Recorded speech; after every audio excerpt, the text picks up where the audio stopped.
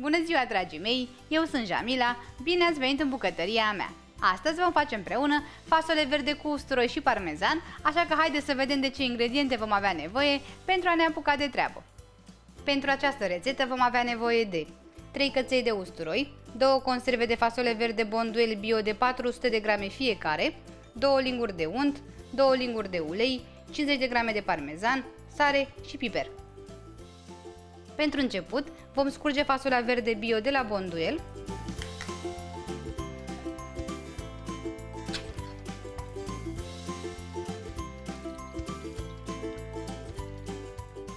Îmi place această fasole pentru că este bio, deci nu este tratată cu nimic chimic și e gustoasă și sănătoasă.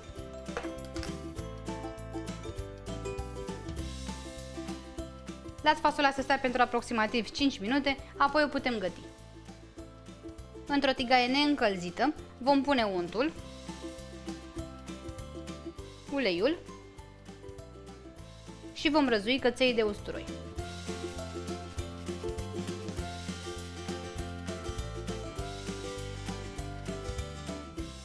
Gătim usturoiul pentru 1-2 minute la foc mic cât să devină aromat. Când usturoiul a devenit aromat, putem adăuga fasolea verde,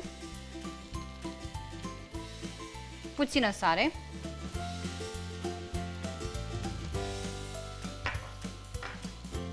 puțin piper și mai lăsăm fasolea pe foc pentru maxim 2 minute cât să se încălzească. Nu este nevoie de mai mult timp pentru că fasolea este deja fiartă.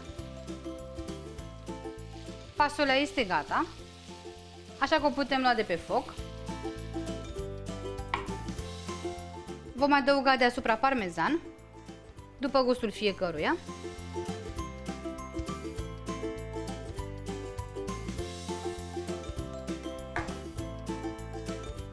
Amestecăm ușor.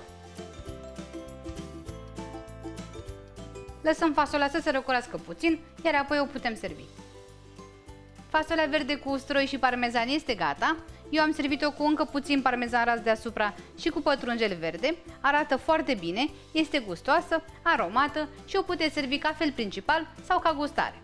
Sper din suflet să o încercați și voi cu prima ocazie și să vă placă. La revedere!